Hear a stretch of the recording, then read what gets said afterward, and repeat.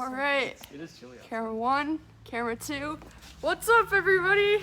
Happy Thirsty Thursday.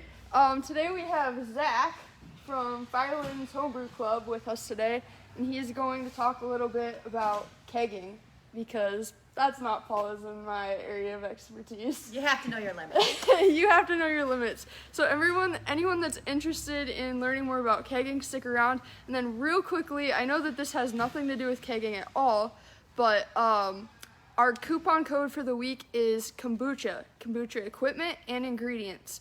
So if you want to get anything related to kombucha, you can get 10% off with the code T10 at checkout. So Zach also brought some homebrews for us, which we're really excited because what's Thirsty Thursday without drinking, right? So It would be really thirsty. I've got a bourbon barrel imperial stout and a goza and a watermelon sour.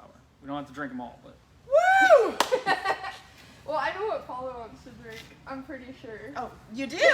Yeah, Paula definitely wants to drink Bourbon the barrel bourbon stout. barrel stout. That's totally my lane. What's your lane? If you have to choose a beer, I know this is hard. really hard to pick. The one I brew the most often is hoppy blonde. So lots of hop flavor, but low in alcohol and not very bitter. Nice. It's actually very similar to that homebrew kit that you guys have from Firelands Yeah, Homebrew which Club. I tried to find and then yeah. Hold that thought. So, for those of you that are just tuning in, we are going to go over some kegging equipment today. We brought Zach in from our local homebrew club here. He's going to go over some of the different pieces and how it all connects, why you should keg, and different things like that. And he is also the winner of our, what was it? Well, it was our anniversary party. Yeah. And so it was our 8th anniversary party because 9 didn't really happen. So our 8th anniversary party, we invited everybody from the Firelands Homebrew Club to make their favorite beer. And then we did this taste testing. What would you say? It was like 20, 25 beers, maybe? Something like that. Which was super fun to taste test. And this one was, it was blind, so nobody knew. And this one won. Yeah. And so we've made it into a kit, and you can order it on our website or pick it up in the store. So it's going to look like this. It's called the Firelands Session IPA, brewed by yours truly back there. Wait, when people say yours truly, that normally means you. Well, brewed by him. But yeah, so that's kind of cool. This is the only kit that we have that's like our kit. Yes. And not the brewer's best, so. Yes. Voted upon by staff. Yes, and then for every kit that we sell, we are donating $5 toward the Firelands Homebrew Club to sponsor them. Yeah. Support them. Yeah. So buy them, support them. There we go. Nice. All right, do we want to start drinking? Well, I always want to Yeah. start drinking. Okay. All right. Probably not the preferred order necessarily, but since Okay. this is what you wanted to try most. Okay, Here. wait, I'm curious about that. Is there a specific order that Typically, you should... go lighter to darker and lower in alcohol to higher in alcohol. Oh, okay. But we're going to say screw that. We're going to say it's Thirsty Thursday, and we're grown-ups, and we can do what we want. I saw that coming. Yes, it's our theme. It's our catchphrase. We're grown-ups. We have to remind people we're grown-ups with the way we act, though. Yeah, true. Also, people always say that I look like I'm like 18. That so. you have been questioned whether you've been old enough to drink. I'm old enough to drink. Oh, So- smell this. I'm so excited. So it's Bourbon Barrel Imperial Stout that the Firelands Homebrew Club did together, and Homebrew Ohio cut us a good discount. So we all brewed the same recipe, put it into a 33-gallon bourbon barrel, aged it for about 2 months, and then distributed it back out to the club. Dang, Oh, a that's so collab, cool. an actual collab. There we go.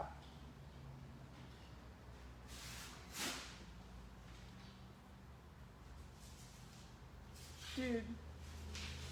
Okay, I see why you like this. I don't like yucky things. Well, No. You say stout, you say bourbon barrel, and I'm there. This is delicious. it's really good. I'm happy that my taste preferences have expanded. I'll say that. I'm sure working here will do that for you. Yeah, so I like to always say on these lives that I didn't drink really before I started working. Nice. So you It's can true. take that how you want. And it, now you right? get paid to do it, so. It's No, I true. get paid to Yes, do it. yes. I'm gonna jump over here and see if I can see any Delicious. comments. Well, last week she tasted bourbon. Oh, okay. So we did Good. the bourbon iced tea Yeah. last week, which was a hit in our house. Yeah. Peach. Nice. Yeah. On that note, I'd also just like to say that you remind me like peach bourbon iced tea. I think of that as a really good like Mother's Day brunch Oh, type there of we deal. go. Mother's Day is coming up, guys. Like it's like alarm time. It's like the time you need to get your gifts for mom. The other day I was like, man, I've been writing all these emails about, you know, you should shop for Mother's Day and whatever, and I was like, I haven't shopped for Mother's Day, so I need to get on that. So yeah, we have a lot of different sales and things going on our online store, and then also if you're local, in store. Like in store is where it's at. It is. So And we'd love to see you. We missed our brewers. yeah. Yeah, it's good to And be we back want in that. here. Yeah. Does the store look like really different compared to how it was, or? I mean, there's still homebrew supplies everywhere, so it looks pretty similar, I guess. Everywhere. It just happens to be on pallets now.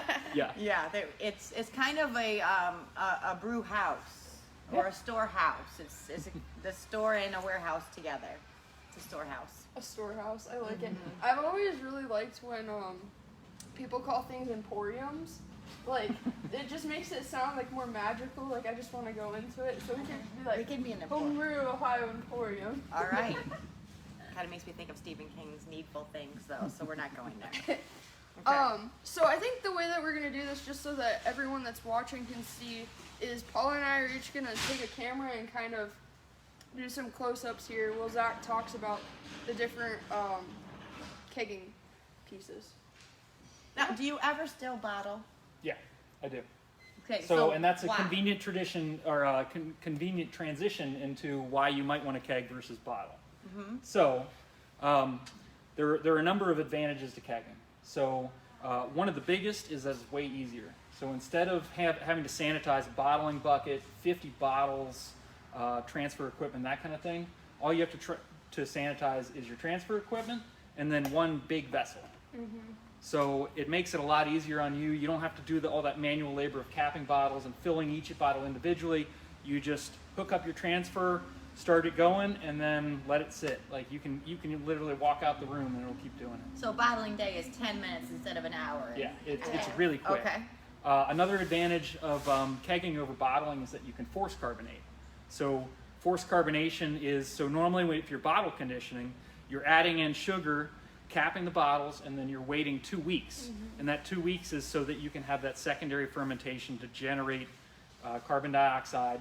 And then also the live yeast in there will eat up any off flavors that they created while they were bottle conditioning, etc.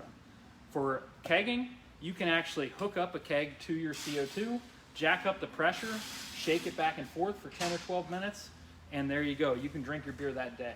So this That can is way turn, faster. yeah, the turnaround time for like a typical IPA or something like that can go from 4 weeks when you're bottling to 2 weeks when you're kegging, Okay. or even less. I mean, if you want to push it, you can crank out a beer in 8 or 10 days or something like that. So really, kegging is perfect for the impatient beer drinker. Kegging sounds perfect for like me. Yeah, absolutely. I have a grapefruit IPA. I'm doing my first brew. Cool. Homebrew. Grapefruit IPA, and bottling day is Friday, tomorrow. Oh yeah. So I'm gonna get to go through the joys of Yeah, oh, sanitizing. yeah, the and joys. whatever. So, yeah. And kegging, there's a number of other things that you can do. You can like ferment under pressure. You can serve an IPA without exposing it to oxygen, that kind of thing. So there's a number of like lesser things that if you're interested, you can do. Overall, like the obstacles are pretty much that kegging can be expensive for your average home brewer, especially if you're just starting up. Bottling is much cheaper, and you have to have a refrigerator to serve it, more or less, and that's about it. So if you're getting into brewing and you hate bottling, kegging is the way to go. But I think you have your initial cost over time. You know, your initial cost would be way more for kegging, but it's not like you're going to go out and have to replace these things Yeah. as often as you would bottles, because people are going to take the bottles, they're going to get broken, you're going to give them away, and then you're constantly buying more bottles. Yeah, and bottle caps and stuff like that. Exactly. So I think priming over sugar. time it actually may be more cost effective Yeah. if it's going to be a long term. If you know that you're going to be brewing for a while, kegging is the way to go. Yeah. Yeah. And it's cool. Who does not like to pour a kegged beer? Yeah. I have 4 drafts at home, so people are pretty much amazed when they come over. It's fun. I feel like there's a little bit of just like a clout factor there. Like, Yeah. you just, I'm showing how young I am with saying clout, but but it's like there's just something about like pulling a tap handle and just being like, that feels cool. It just feels good. Yeah. Okay. All right. And we're all about that. So do you have this in your garage, in the house? I have this in my basement. Basement. Yeah, so I the built man my own. cave? Yeah, more or less. I built my own kegerator out of a freezer with a temperature controller on it, and then put a collar on it and put some taps on it. So. Very nice. I just want to say, like, I know we said it already, but this is so good. Obviously, I like it. I like it's the chocolatey flavor in it that I really like. Why do you guys like it? All right, so I guess we can get into parts of the system if you guys want. Absolutely. Sure. All right, so there are some variations on this, but in general, all kegging systems have some sort of CO2 tank and regulator, so some way to push you're pushing the beer out with this. And then you have this connected somehow to your kegs that hold the beer, and then you have some sort of serving line coming out of this. Now you can have different configurations here. So in general, like this is the most simple setup. So this is, and I guess I should take a step back. So there's a few different parts here. So there's your CO2 tank here. You can get, this is a 5-pound CO2 tank. This is the most common that most homebrewers use. You can also get a 20-pound CO2 tank or something like that. And we carry 5 and 10 here at the store. Okay. 5s and 10s. I have a 5 and a 20. And then you have this, so there's a little O-ring in here. This is connected to your regulator. So this whole setup right here is your regulator. And what this does is allows you to see how much CO2 you have in here. That's what this dial is right here. You can see my CO2 tank is in the green, so this is reading full. And then it also has an output pressure. So you can modify that using this right here. So this will allow you to turn up and down your pressure, and then there's a shutoff valve here. So someone's asking what pressure is used to quick/burst carbon or longer, slower carbonation? If you're gonna force carb, which I'll get into that in a little bit, but in general, your PSI is set to 20 or 25 or something like that. And then if you want to carbonate very slowly over the course of a week or 10 days or something like that, like some people do, then you're only gonna set it at like 12 PSI, something like that. Okay. Typical serving pressure is gonna be like 8 to 10 PSI. And then they said also, should it be cold before carbonation? It has to be cold. Okay. So liquids in general will hold a lot more gas when they're cold. So if you try and force carb a warm keg, it's not going to work. Okay, gotcha. So you need your beer to be cold for it to absorb CO2 essentially. Okay. So there's a few different kinds of setups for regulators, but that's in general. Sometimes they have a pressure relief valve or something like that. Mine does not. And then you've got this shutoff valve right here, and you can see I'm actually. You can see it's on right there. So I've got this. The CO2 line is going to a quick disconnect. That's what this is called.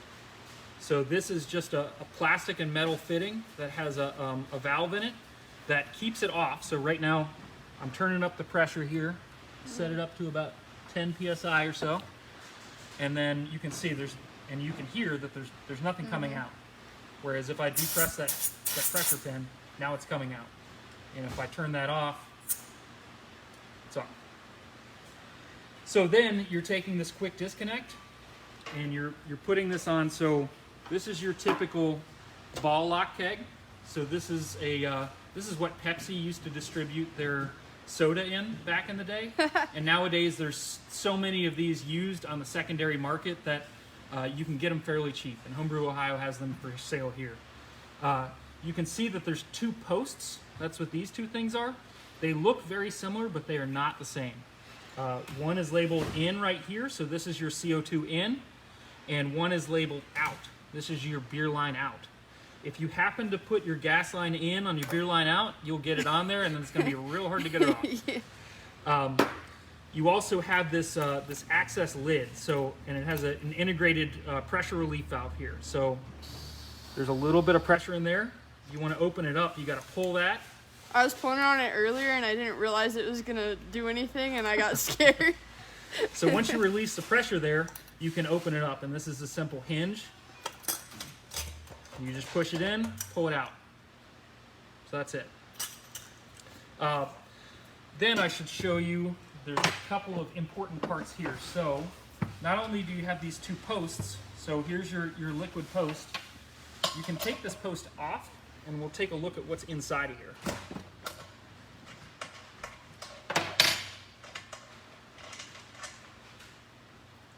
So the post is made up of two parts.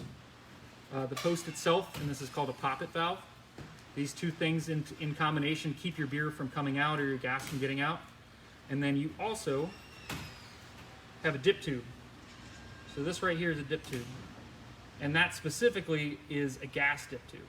So these kegs work by forcing pressure in on the top and taking beer out of the bottom.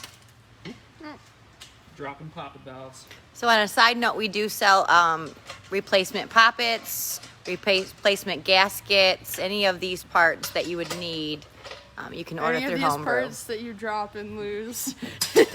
Well, and the gaskets wear out over time, Right, so right, you right. definitely want to, especially if you're going to do a refurbished keg, just put all new gaskets in.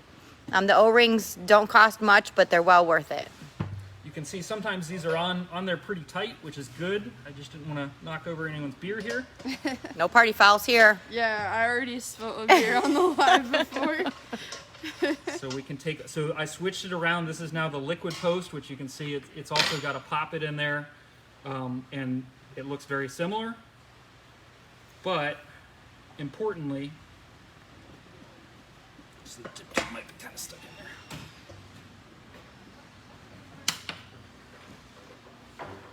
This is why we have tools.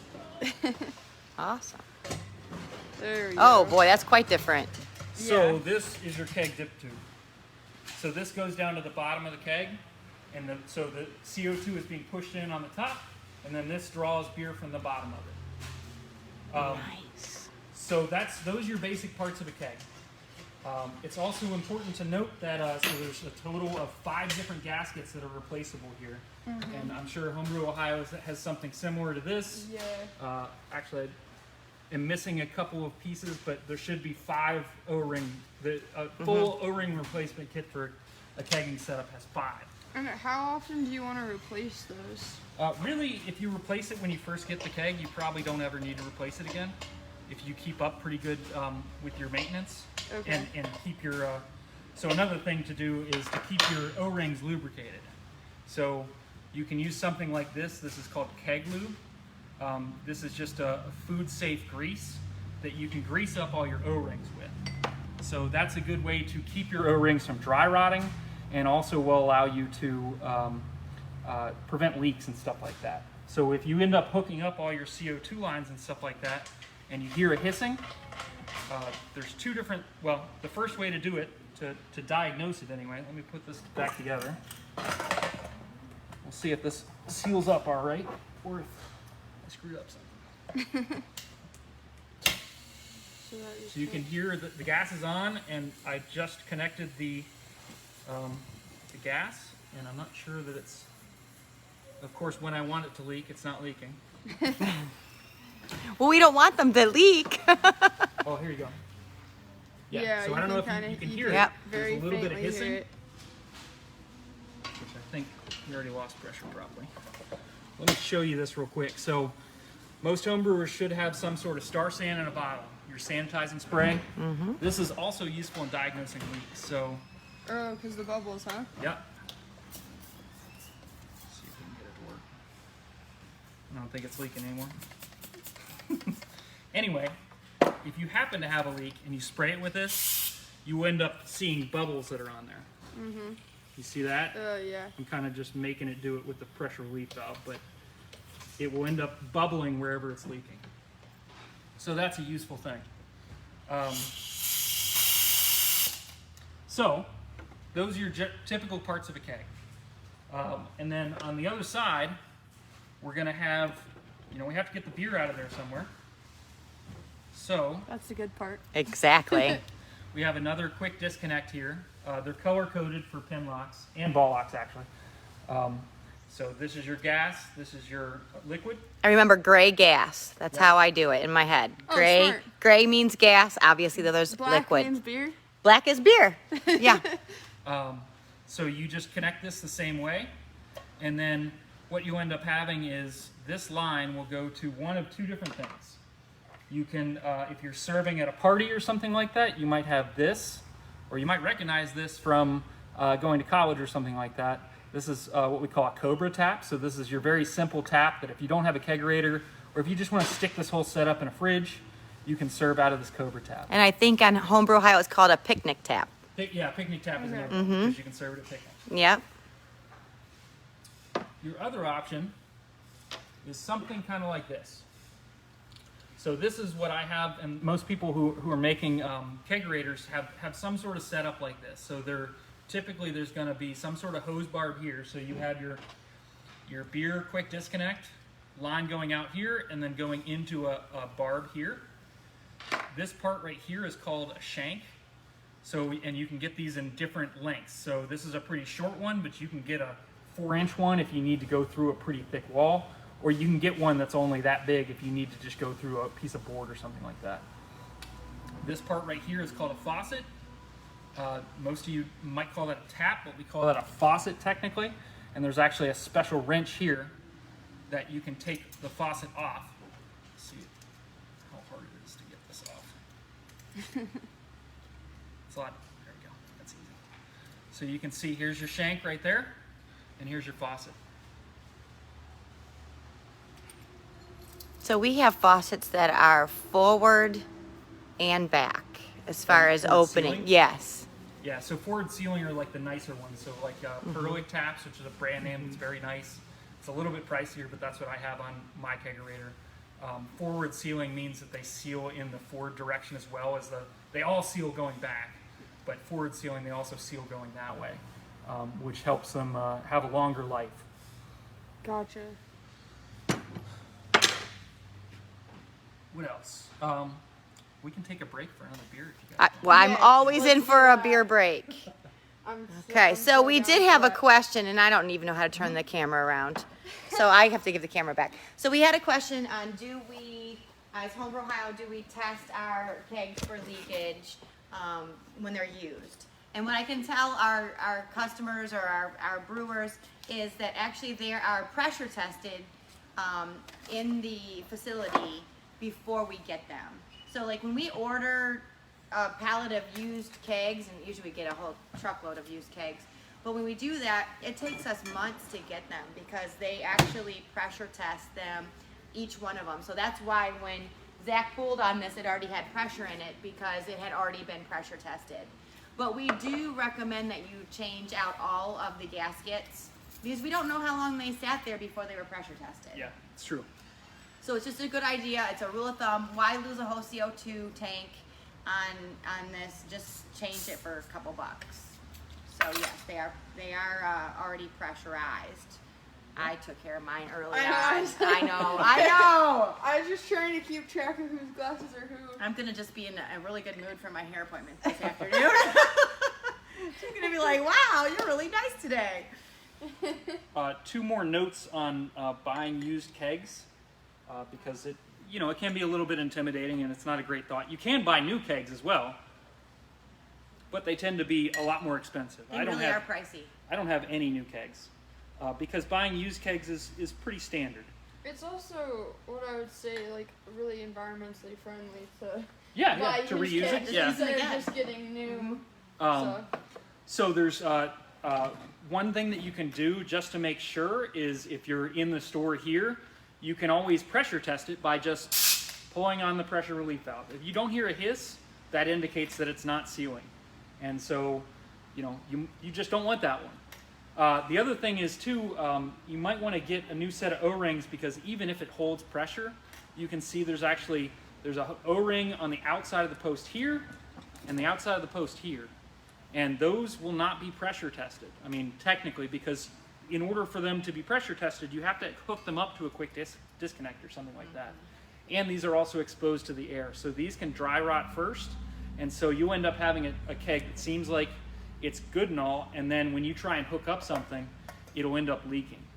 And the worst thing about leaking is that you might not even notice it, and you'll end up, if you leave it on and you leave your pressure on and on the keg, you will end up blowing your whole CO2 tank within 12 hours or something like that. Even if you have a 20-pound CO2 tank or something like that, the next day you'll go to try and serve your keg, and it will be empty.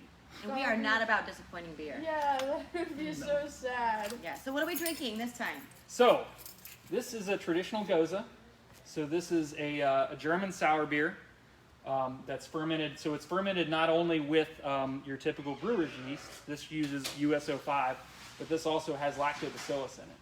So it's the same kind of souring culture that sours yogurt and stuff like that. So you just put that in the beer and make it sour, and then and it has very minimal hop level, but it does have some salt and some toasted coriander in it, which is like the German tradition for I was gonna Goza. say, isn't that pretty typical? Because I know we have like an orange Goza. Yeah.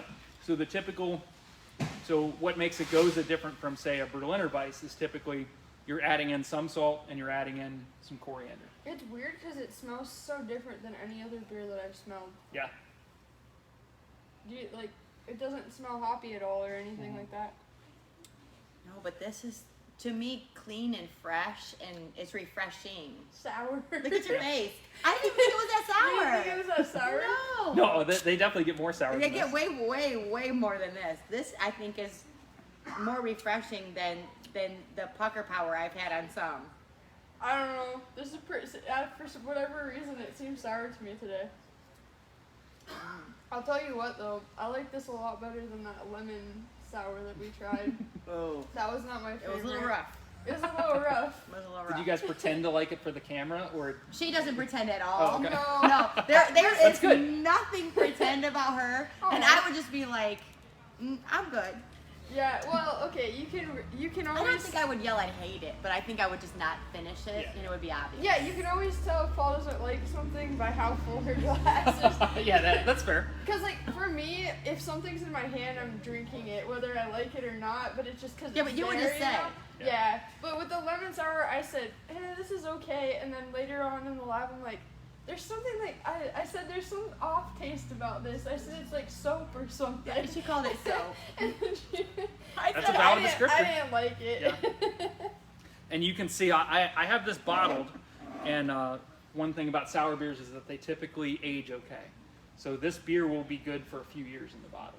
Which is nice. Yeah, and you can also get pretty high carbonation out of it, which can be a little bit tricky in a kegging system. So I have a question for you about your bottling. So I've had, I guess in my position, I get really lucky because homebrewers often gift me things, which I am so not against.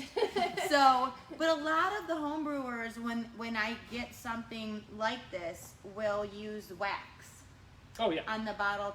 Do you ever do that? No, because it's just a pain in the butt to get off. Okay. But it looks pretty. Okay, so you just think it's aesthetic.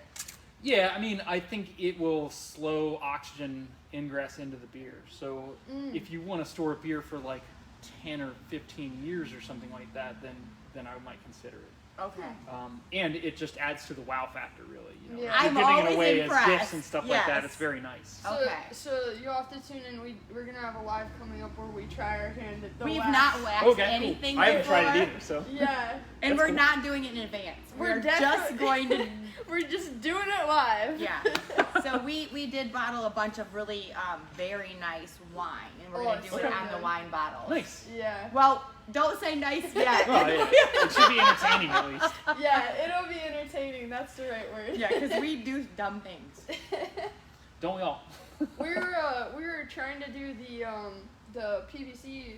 Oh, yeah, I burnt one. You Oh, shrink. yeah, the Yeah. heat shrink. Yeah. And we were trying to do that, and she's like, "Well, that one's not the best." But No, because I did it right, and then the end of it like poofed out. Yeah. I haven't tried one of those either, so. Oh, well, I Nick, think I my would be son, has it down pat. He Yeah. can put it in there, roll it just right, and it comes out perfect. Huh. Listen, if you wanted to not have like an adventure and things go wrong, then just go buy beer. Don't homebrew. Yeah, But but if this you is so wanna- much more but if you want to fun. have fun, then homebrew. Yeah. And between the two of us, we can mess something up. Oh yeah, for sure. Oh yeah, and don't believe that I don't either. Oh, yeah, but I you're have to really dump good beer at What's this. like one of your biggest like oh no moments in your homebrew? How long have you been homebrewing? Like 14 years or So a minute. something like that. Yeah, a little Yeah. while. I can remember the first Doppelbock that I made. I did not pitch enough yeast. I didn't have good temperature control, so it was too cold. So it didn't fully ferment. But I bottled it anyway. And my first inclination that it was not right was that I had some of it in a growler, and the liquid is actually coming out of the growler a little bit. So I was like, oh, that's weird. And so I stupidly popped the top off in my kitchen, and before the top even came off, it was still kind of hanging on there. It started spraying out, and so it immediately hit me in the face and covered me. So I couldn't see it. I was just like going around my kitchen spraying Doppelbock all over the place, like trying to make it to the And kitchen. you're, So yeah, it you're was just still like, married, so Yeah. it's all right. well, this is pre-marriage. Okay, I didn't alright. get that. But that may have not been the case otherwise. So yeah, that was a good one. That was a tremendous mess. So all over the ceiling. Like we were still finding it under the cabinets months Oh later. my So, god.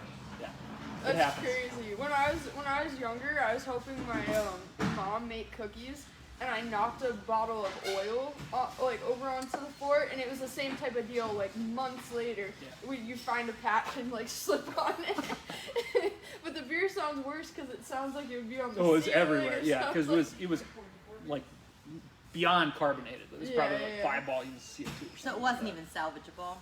No, I tried to like uncap everything and then put little tinfoil hats on them and stuff like that. And then they None of tasted it. like shit. Yeah. Okay. It was a complete All loss. right, that is a bummer. Oh. Someone was telling me I was brewing with some people, and they said that they broke a hydrometer, but they didn't know that they broke it, and they ran it through their system, like all the little pieces of glass and all that. Nice. That's a problem. So that was like one of the biggest. Not great. That would actually scare Yeah. me a little bit. That's a little bit dangerous. Yeah, that's like not Doppelbock all over No, funny no, level. that's That's like, No. But so Alright. what else do we have to cover here about kegging? So there's a couple of different things that we can go over to finish up. Okay. So so far we've been covering kegging from this is a ball lock pony keg specifically. So this is one kind of keg. You will also see commercial kegs that most homebrewers do not use, but most the commercial Sankey? yeah, they're Sankey kegs where they have just one inlet and outlet that's combined. So you can use those for homebrew. There's a way to take out, there's a spear in there, is what they call it, and there's a way to take that out, but that's beyond most homebrewers. So why do most homebrewers use the corny keg versus the Sankey keg? For two reasons. Most of all, these are cheap and, I like cheap. readily available. Okay. But then they're also very easy to get in and out of. So a Sankey keg has this weird little pin that you have to like kind of pry out in like a circular motion, and you have to do that every time you want to open it up. Whereas for this kind of beer or this kind of keg, all you got to do is let out your pressure. Stand by. It's a good sound. And there it's open. So, Yeah. and a Sankey keg, you can't get your hand in there to clean it or inspect it Oh. or anything like that. I mean, the opening on a Sankey keg is only, like, Yeah, it's pretty because small. we do have some Sankey, not a lot, but some, like the tap and stuff, you Yeah. know. And it's nothing like this. Yeah. So this is just a lot easier And cheaper. and cheaper. Easier and Well, and cheaper. it seems like the profile is easier, so if you're gonna put in multiple kegs in a system, you need less space to be able to accommodate a corny keg. Yes. So, and that's a convenient transition into another topic. Look at me. So, You're on a roll. I'm this on a is roll. a ball lock pony keg. There are also pin lock pony kegs. So let me put these up here side by side. So this is an old Pepsi keg. This is an old Coke keg, and they're pretty similar in that they both have a similar kind of lid that you can pop off, and they both got posts and poppets and stuff like that. But you can see there's slightly different profiles. So the Pinlock keg here is a little squatter. It's a little larger in diameter, and so depending on the ball lock kegs are generally preferred for two or three different reasons. You can fit more of these in a freezer or something like that because they don't take up as much space in diameter.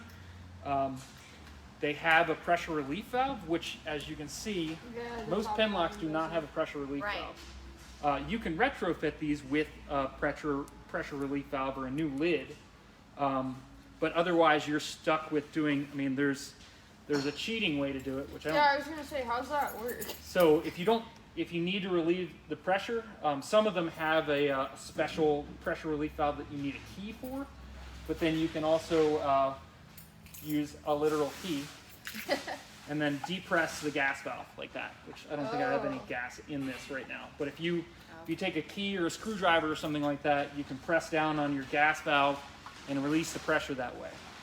You just need to make sure to not do it to the liquid valve, or you will spray beer everywhere. Ask me how I know. We learn the best by the hard way. Yeah.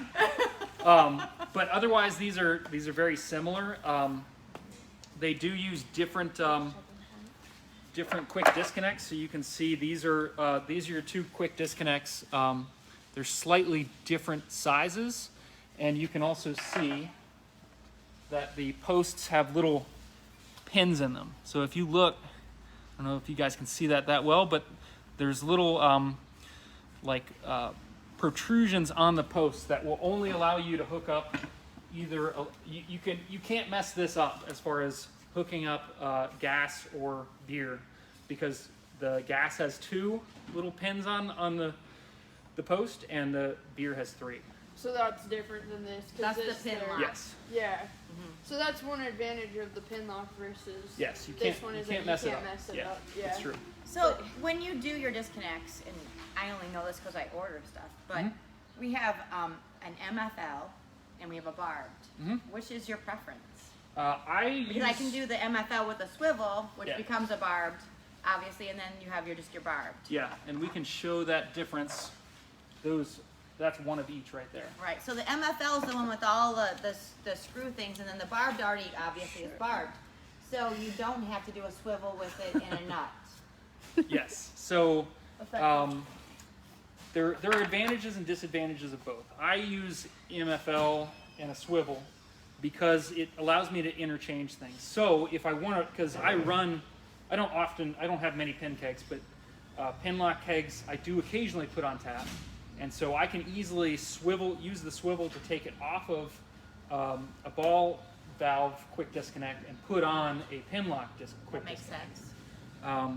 And so it just gives you a little bit more flexibility with respect to how you're serving and stuff like that. It also allows you to, if you want to mix Sankey kegs and ball lock kegs or something like that, there are fittings that you can put on your tap for your Sankey keg, and you can actually serve that on a homebrew setup. Right. That being said, your average home brewer does not need to have an all MFL or anything like that. It's pretty easy to just use barbs that you can, put on with hose clamps, and then you're good. And the advantage of that is, of course, that it's a little bit cheaper. It's not a whole lot cheaper though. Yeah. I mean, our swivels are just a few dollars. So if you prefer the MFL, do it. And in the scheme of things. Right, in right. For a penny, Yeah, in for a pound. You're talking I probably ended You're up talking spending about saving $2.50. Yeah. $2.50. Well, it can add up if if you have one of those on each of your gas and your liquid, True, and then you have 4 taps, so you're looking at savings of $30 or $35 or something. And you were saying earlier that to get started with kegging, you figured roughly $200. Something like that. Something like that, give or take. Your biggest costs are the CO2 tank, regulator, and your keg. And the refrigeration unit. You do have to have if you can find a used fridge or something like that. I mean, that is not normally, or you already have a garage fridge that you can serve out of, something like that. Honestly, Facebook Marketplace, I found a fridge for $20 one time. Yeah, exactly. So I don't even think about that as part of the cost. Yeah. for myself, like, or people who are really into homebrewing, I ended up building my own kegerator with a freezer, built a wooden collar onto it that does double duty of giving you more headspace so that you can fit more kegs in there, and also gives you a safe place to drill into for your taps. And then you just put a temperature regulator on it. Like a Johnson Controls. Yeah, just Johnson Controls. Or I hardwired mine in the STC 1000, but Johnson Controls is just fine. And we have those. I mean, they two kinds, analog and digital. Yeah. So they're just easy aftermarket kind of adjustments for that. Mm-hmm. So you can put something together like that. If you want to serve 4 kegs on at a time, you can do that for. It's going to cost you like $700 or $800 or something like that. To get started. Yeah. Well, yeah, but it's a way cheaper than buying like a commercial unit or something like that. Well, and it's fun. Yeah, it is fun. And so while we're talking about that too, for that kind of setup, if you want to serve multiple kegs, you will probably want something like this. So this is called a CO2 manifold. So what that is it's essentially a bunch of on-off valves. So I have one of those in my kegerator. That's a 4-way. So you have one gas inlet. So this gas is connected to that, and then that gives you 4 different shut-off valves. So you can individually pressurize kegs if you want. You can turn them all off. You can do all kinds of different things. It's very helpful for setting up a kegerator like that. I think that covers about all of the parts. There are 2 different more. Oh, I guess there's 3 different more things that we can cover. Cool. Because we're drinking, it's thirsty. I just want to briefly point out too that all the stuff that Zach. Zach? Yeah. I don't know why I just blanked. Is on there his too many name. Zachs? I have a Yeah. Zach. There's a Zach. Yeah, that's true. exactly what I did. I was like, wait, Zach. Wait, Anyways. Zach is Paul's son. Yeah. So anyways, moving on from the name confusion, we have this guide to kegging, and it's like what? I think it's under $10 for this. I do too. Yeah, it's like everything that he's talking about, everything that you need to know. It shows all the parts, like you can see all the parts in here and everything. So if you watched this and then you bought this, you'd be set up really well Yeah. to start kegging. Now, I have to say, we do a lot of work with LD Carlson, who's a great distributor in town, and they've started carrying kegerators. Okay, Like, cool. beautiful kegerators. Yeah. Like, Oh, no really? joke kegerators. That's yeah. cool. They have the towers, the kegerators, the whole 9. But they went top of the line. Mm-hmm. They and you can get cheaper kegerators. In fact, ours is a little less expensive here in Yeah. the store. But if you're looking for something and you just want to go, like, I'd like the Ferrari of all kegerators, we're not carrying them in the store, but we'd be happy to order them in. In fact, John, who's been on our lives before, has one now. Oh, does he? Are you kidding me? John does not play. Yeah, that's awesome. So John has one from LD, and he said it's Man, he's fantastic. all set up with the Zyboard and the kegerator. Yeah, he's spoiled. So yeah, and I only built mine because, well, it is fun, but yeah, it saved me some money too. And so. it is cheaper. Like, I know back when we were a fun company, and this is seriously, I can say that. Like, back in the day, we were in a tiny little footprint across the street.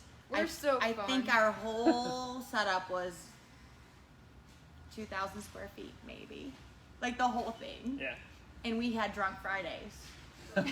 And Nice. so we had a kegerator. My dad drilled out all the lines and did the whole thing, and we would just drink on Fridays. So we apologize for anybody who had a mistaken order on Friday, but we would just start drinking on Friday, and all of our friends would come, and by the time I would get off work, because I wasn't working full time here, I would show up, and they were 3 sheets to the wind, and I had to catch up. So, but we had one, and it was very inexpensive to make, so that was fun, but it had 4 taps. So that's okay. So the truth comes out. That's why she implemented Thirsty Thursday. I'm telling you what. Trying to get back to being a fun company. To be in a fun company. She's like, okay, so we can't do Drunk Fridays, but I mean, we didn't even own a tow motor. Like, we couldn't hurt ourselves. We were using a tape gun. That's fair. Drunk I used to Fridays. drink a good bit at my old homebrew store. So. Yeah, and that was in Florida, right? Yeah. Yeah. Hogtown Ale Works in Gainesville, Florida. Gotta do a shout out. Yep. yeah. Okay, thank you. Good. Learned a lot from those guys. All right. So what else were we talking about? I'm sorry. We've kind of gone over the parts of kegging. Do we need more beer? It got less sour. Yeah. Yeah, look at it. It's gone. We got one more beer to try. Oh boy. And it's another sour beer. You're spoiling us. Mm-hmm. Well, I don't get to come in here so I often. know. I haven't been in here for more than a year. We're having a I party. know, yeah, we really appreciate it. Do you think there's any people from your homebrew club watching? Potentially. Or later. If there's anyone Yeah, watching, hello. Thank you for sharing. Oh, that's a Them with whole us. different color. I know. Look at this color. How pretty. This color is crazy. Does anyone have any questions or anything? I haven't been doing a good job of looking at the comments. I've just been drinking. There you go. So what is this? This is a watermelon something? Yes, so this is a really weird beer. So I'm interested to see if you guys like it or not. But tell me if you don't. I smell the watermelon. Smell it.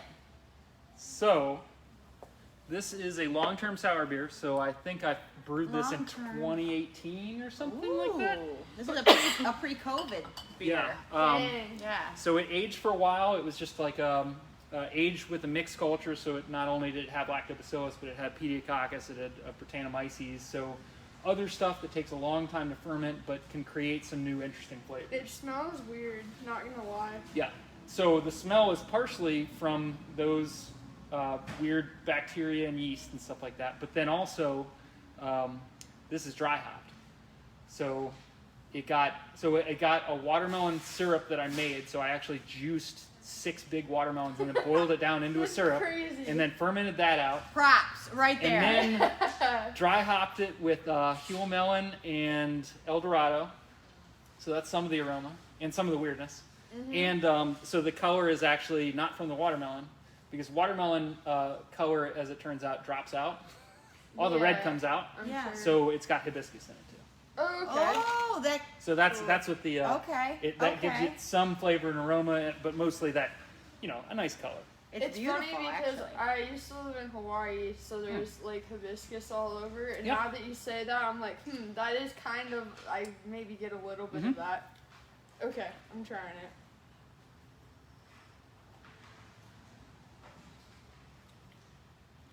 That is so different. I wasn't kidding. It's a weird beer. I think if you gave me this and didn't tell me it was a beer, I wouldn't think it was beer. It Oh, right. tastes like a tea. Like I don't know if I would be like, oh yeah, that's a beer. What is? Yeah, it's very dry because of that long term. It eats up a Yeah. lot of the long chain I'm getting sugars. some of that like thing with stuff that tannins in wine do to Yeah. me. That's It's crazy. like That's what puffery. But I am like, I want my wine so dry that you think you were in the desert and you lick sand. So this is really So this is appealing nice? to Yeah, me. yeah. Okay, good. This is super dry. Yeah, it is. And I've never said a beer is dry. Yeah, you weren't kidding. This is definitely the weirdest beer I've tried, I think. But like in a good way. Yeah. I don't know how I feel about it. You said to No, be it's honest, fine. Yeah. and my genuine reaction is I don't know how I feel about it. That's how I thought when I first drank. Like, What I made you spent do this? I spent so much time and effort doing this beer, and then with the first time I opened a bottle, I was like, I'm just laughing. What made you do it? Like what was did you come up with this recipe? It wasn't. No, it's not like I designed it from the get go. It was Uh-huh. like, so I made a long term sour beer, and then I tried it after a while. I was like, oh, this needs some kind of fruit or something. Like it needs a Okay. little bit of extra stuff. Okay. And so, and then I wanted to make a quick watermelon sour. So just something like, I guess it was last summer probably or something like that. So, but I made enough syrup for 2 different beers. So I made my quick sour, put that on tap and drank it, and that was good. But then I had extra syrup left over, so I threw it into this beer. And then after I tasted it again, it's like, well, it's pretty good, but it needs something fun. So I used El Dorado and Huel melon as kind of trying to emphasize the watermelon character of the beer, but give it a little bit more, give it some head retention, because dry hopping does help with head retention, Okay. and also give it some interesting aromas. Huh. So it was kind of a step-by-step process over the course of like 2 or 3 years. So Yeah. could you even remake this if you tried? It'd be real. I mean, I have it all written down, so We're it's. drinking. It's like a rare- one of a yeah, It's a kind. one of a kind. Uh-huh. I will most likely never remake this, so I can tell you that. Yeah. Well, thank you for sharing it with Sure. us. It's Yeah. Actually, I really like it. Do you? Yeah, I do. I have mixed feelings because part of me, I'm like, it's different, but then I'm like, I don't know if it's good different. You know what I mean? That's It tastes, when you said the hibiscus, it tastes like tea. It tastes like hibiscus tea to me. But do you like red ales? I've never had one. Oh, okay. See that? There's a kit that needs to be brewed. I have a red ale kit that literally I've wanted to be brewed, but then it keeps raining and being bad weather. Because in a way, I mean, I don't know. When I taste a red ale, it has a certain mouthfeel to me that's very exact. It doesn't have a smoothness to it. It has I don't even know how to sharpness on the end or something? kind of. And this has a little bit of that to me. Yeah. Someone commented and said, "Never say never." I don't know what it was. I agree with that. I've never had a red ale, probably. You will, though. Yeah, You yeah. will. That sounds Oh, like I will have all of the a future things. live event. Yes, Yeah. for sure. If there's one thing that I've learned about Paul and I on these lives, it's that we plan our future drinking. Yeah, it's good. We do. Down the road. No, it's not a bad thing. No. Yeah, I think I like this. Like, You don't have to say that. No, she wouldn't. But I She's wouldn't. so honest. I She's so. wouldn't. We'll sit down and have because she's graphics, you know. So we'll sit down and she comes to the table very artistic and lots of ideas. I come to the table dollars and cents and Excel. Yeah. And so she's very honest with me, like that's not gonna work, or yeah, we can do it this way, or I'll look at her, I'm like that's not am I gonna. really like that? Yeah. We approach things differently. Paul But is like, it's good. I do the numbers, Yeah. you make it pretty. Exactly. That's good. Yeah. Exactly. I'm not the Oh creative. man, 3 beers. So- We're so spoiled. Just a couple more things to cover. So we've gone over the parts of kegging, kegerator, that kind of thing. Yes. I just want to run down how you actually keg, how you get your beer in here and make it carbonated, Okay. more or less. Good plan. So, what you'll do if you're transferring in here is you take your auto siphon or something like that, just like you would into a bottling bucket, and then you pop the top off, you stick your hose in here, and then you just transfer it in. Once it's full and your fermenter is empty, then what you can do is you can actually pop the lid back on, and then you can put gas onto it, and then you can actually purge it a little bit. So we want to keep all the CO2 out of there if we can to keep your beer fresh. So by purging, what I mean is, so this is full of your beer, more or less, but there's still a little bit of headspace. You have to have headspace, otherwise you will push beer into your CO2 line potentially and other Disaster. stuff. Yeah. So purging, I just mean just popping the CO2 a little bit, just to try and get more CO2 in there and less oxygen. And then you said you shake it to Yeah. make So sure. so to in order to force carbonate it, so you can do this like a normal bottle if you want. You can measure out sugar, you can throw it in there, cap it off, and wait 2 weeks, and it will become carbonated. But if you want to force carbonate it, the typical way, like the way I do this, is so it's very important that your beer is cold. So I normally cold crash in the fermenter, transfer into the keg, so it's still cold then, and then I'll force carb right then.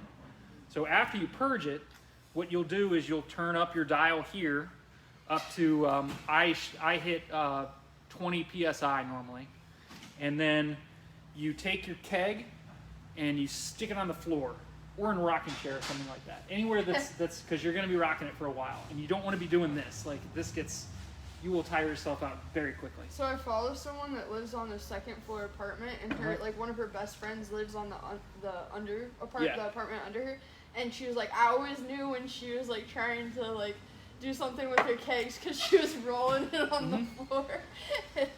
Yeah, so you can just stick this on the floor, and you can put a towel around it if you want or something like that, and then just roll it back and forth. So you put it on 20 psi, and you do that for about 10 minutes or so, 10 or 12 minutes, and you'll have carbonated beer. You're pretty much ready to go. It will benefit a little bit from letting it set. So I normally will force carb it, stick it in my kegerator, and I'll do that in the morning, and then by the afternoon, the pressure in there will have equalized. If you want to drink it right away, you need to remember that it's on 20 psi. So you do not need to serve it at 20 psi. Yeah. You want to hit that pressure relief valve and let it out, and then you can Yeah. turn this down to your serving pressure at 8 psi or something like that. Yeah, so you're not serving it like double. Yeah, almost triple. you'll know it real quick. It will not be beer; it will be foam, and it will Okay, get so if everywhere. you're doing day drinking on a new keg, you need to get up a little bit early and pre-plan. Mhm. That's what's best. Pre-game. Yeah, Yeah. and have a little patience. Been there, done that. Okay. And so yeah, that's pretty much it. Otherwise, you can let it sit. So as long as it's always got to be cold to carbonate. But you can, if you want to carbonate it over the course of 7 days or something like that. Some people do like to just crank it up to 30 psi or something like that. That'll get it done in 3 or 4 days, something like that, without shaking. Okay. And if you want to just let it sit for a week, then 12 psi might get it done. It does depend on how much headspace you have in here. So the more, like if you end up only putting 4.5 gallons in here, it will carbonate faster. So if I only put in, because you have a greater surface area of CO2 when you're shaking it. So Then you have less beer. you do have less beer, but sometimes you screw up and like you don't Yeah, have right, exact, right. like 5 gallons. This is a 5.2 gallon container. So if you have 4.5 gallons, it's going to be down here. And when you're shaking it, you probably only want to do like 8 minutes at 20 psi or something like that.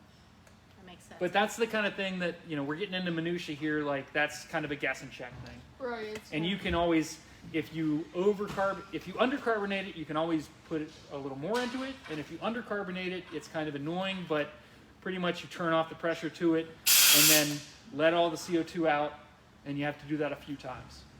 Just let it sit and kind of. But if you do that, a couple times a day or something like that within a few days, and then sample it every now and then, eventually you'll get to a point where you're happy with it. So The sampling is key. yeah. Let's check our. We've got some. Yeah, let's see what somebody says. Tyler says, looks good. The camera keeps zooming in on the top left. Huh, that's weird. I'm not Up here? sure. Yeah, I'm not sure Or up why. there? The whole time that I was looking at it, it wasn't zooming in. I don't know. But don't know what to tell you. Sorry. 2 other brief things that I'll mention in finishing up. So if you want to have like the best New England IPAs or any kind of hoppy beer where oxygen is really bad, because oxygen means that you will lose a lot of your bright hop flavors, you'll get oxidation, and you'll just end up with a brown beer that's kind of underwhelming. Oh. So what you can do is you can actually do this with minimal CO2 or with minimal oxygen. And what you do is you fill this up with sanitizer before you fill it with beer, and then you actually use CO2 to push out sanitizer. Oh. Just hook okay. up a spare line to your liquid out, and then run all the liquid out. You can run it into a different keg if you want, something like that. In that way, you end up filling this entire headspace or the empty keg with CO2 or almost all CO2, and then you can actually there's different ways of doing it, but you can hook one of these quick disconnects up to your auto siphon or something like that, and then put it directly into the keg. So you minimize oxygen intake, and you end up with a fresh. You can do this for any beer, but it really benefits like New England IPAs and IPAs in general, like anything where you want to preserve bright. So fresh why hop New character. England? Well, them in particular because they emphasize fresh, bright hop characters, and those are really easy to lose. Whereas like something like a West Coast IPA, you still want those hop characters, but another aspect of it is the bitterness.